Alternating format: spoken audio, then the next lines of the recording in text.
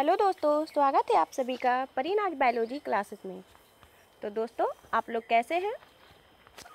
दोस्तों, आपको पता होगा कि मैं सेल चैप्टर पढ़ा रही हूँ, जिसके बहुत सारे वीडियो बन गए हैं 10-11। तो आप लोग प्ले लिस्ट में जाके वीडियो को देखिए ताकि आप लोग को बेसिक से समझ में आए। और दोस्तों, मैंने बेसिक का एक पार्ट ही बनाया, 3 पार्ट बनाया, तो प्ले लिस्ट में जाके देख लीजिए। ठीक है दोस्तों, आज का टॉपिक हम लोग पढ़ेंगे गोल्जी बॉडी। ये भी सेल का ही एक पार्ट है। सेल का अंदर जो पाया जाता है उसका एक पार्ट है गोल्जी बॉडी। इसको अलग अलग नाम से भी जानते हैं। तो आइए क्लास को स्टार्ट करते हैं।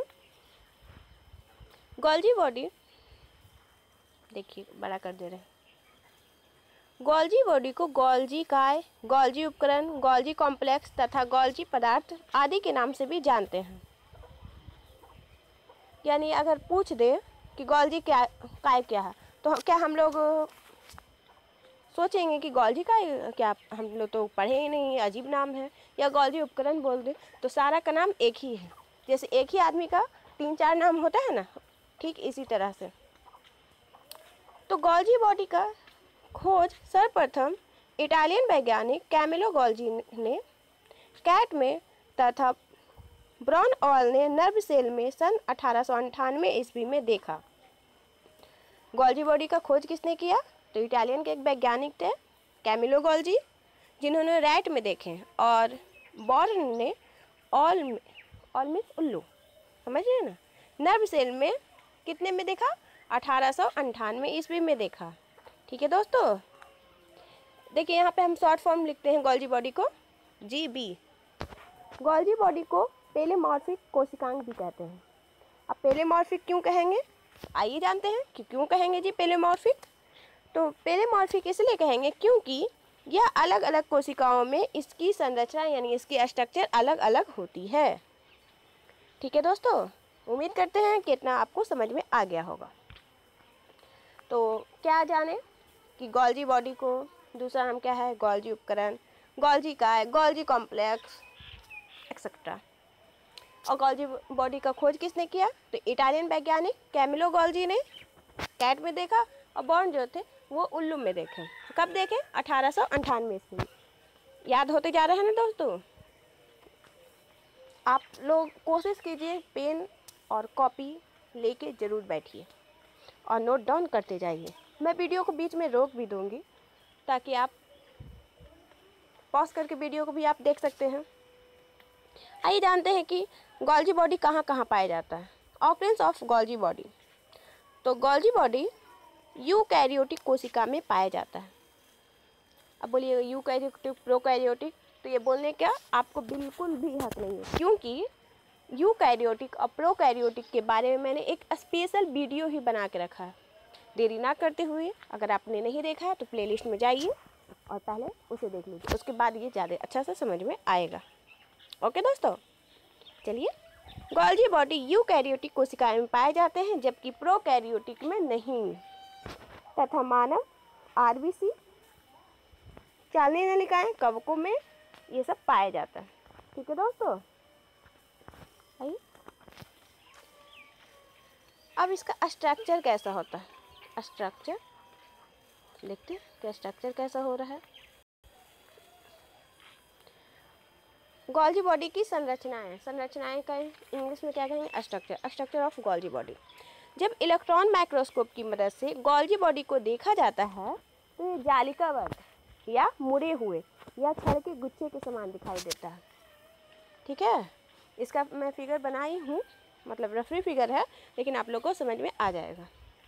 कैसा है? जालिकाबद्ध होता है, यानी जाली के समान, और मुड़ा हुआ होगा, छड़ के गुच्छे के समान दिखाई देगा।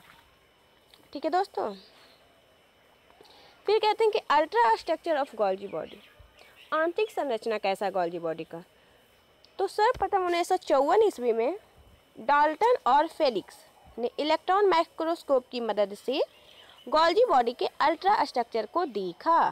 कौन वैज्ञानिक ने? मैं नाम अंडरलाइन कर देती हूँ दोस्तों, ताकि आप लोग को समझ में आ जाएगा। देखिए, डाल्टन और फेलिक्स। ठीक है, कब? 1954 ईस्वी में गोल्जी बॉडी को देखा। ठीक है दोस्तों। तो उन्होंने जब देखा तो आदमी कुछ भी देखता है तो उसमें बहुत सारा चीज़ पता चलता है, तो उसको नोट डाउन किया जाता है। तो इन्होंने भी किए, इन्होंने देखा तो इन्होंने 3 महत्वपूर्ण भाग इनको दिखाई दिए। किनको? डाल्टन और फेलिक्स को। कौन कौन भाग? सिस्टर्नी, स्मॉल ट्यूबलेस जिसको वेसिकल्स बोलेंगे, लार्ज ट्यूबलेस जिसको वैक्यूल्स बोलेंगे। ठीक है, ये नाम आपको याद होना चाहिए। देखिए कौन कौन नाम।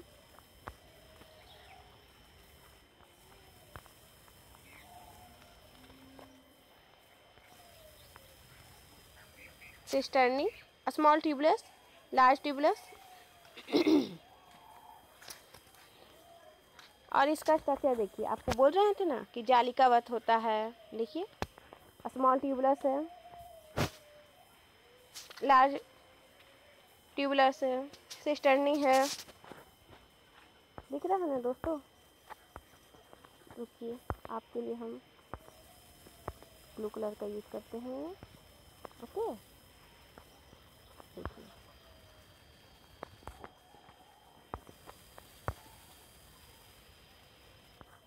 देखिए यहाँ पे स्मॉल ट्यूबलेस है और यहाँ पे लार्ज ट्यूबलेस है, और कहीं पे आपको देखिए सॉरी। तो आप लोग वीडियो को पॉज करके देख लीजिएगा।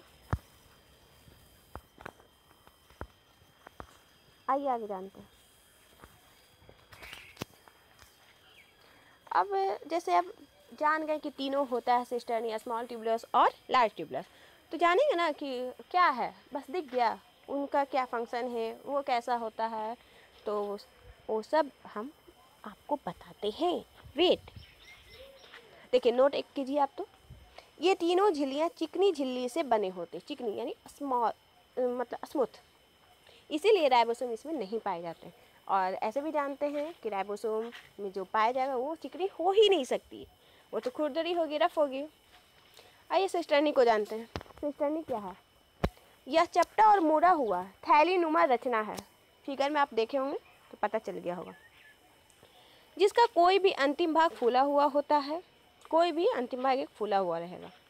सिस्टर्नी की संख्या 3 से 12 की संख्या में होती है। सिस्टर्नी कितना होगा गोल्जी बॉडी में? तो 3 से 12। ठीक है, कैसा रहेगा? चपटा और मुड़ा हुआ। कैसे? थैली नुमा थैला जैसे, जिसमें सब्जी मिलाते हैं। उसका अंतिम भाग फूला हुआ होगा। सिस्टर्नी की संख्या कितनी होती है? 3 से 12 होती है। दूसरा जानेंगे स्मॉल ट्यूबलेस। स्मॉल ट्यूबलेस क्या है? यह सबसे छोटी झिल्ली होती है जो सिस्टर्नी के नज़दीक पाए जाते हैं। जो सिस्टर्नी के नज़दीक पाया जाएगा उसको स्मॉल ट्यूबलेस कहेंगे। ठीक है, तथा सिस्टर्नी के मुकुलन द्वारा यानी बडिंग द्वारा उत्पन्न होती है।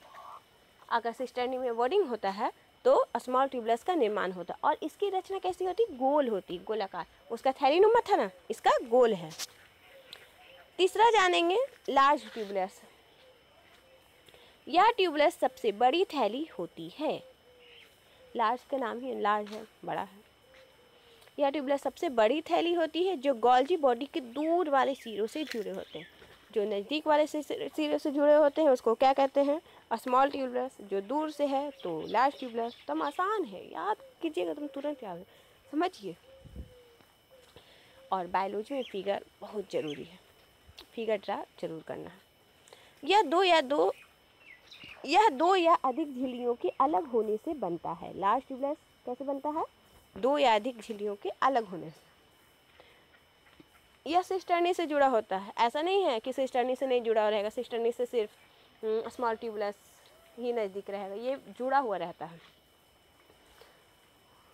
उम्मीद करते हैं यहाँ तक आप लोग को समझ में आ गया।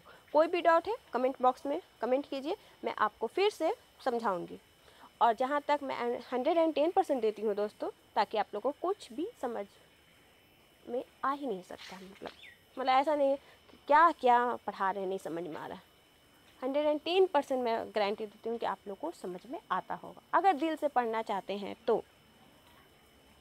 ओके, आइए जानते हैं कि फंक्शन क्या होता है गोल्जी बॉडी का। गोल्जी बॉडी का फंक्शन क्या होता है? तो गोल्जी बॉडी का ऐसे कहा जाता है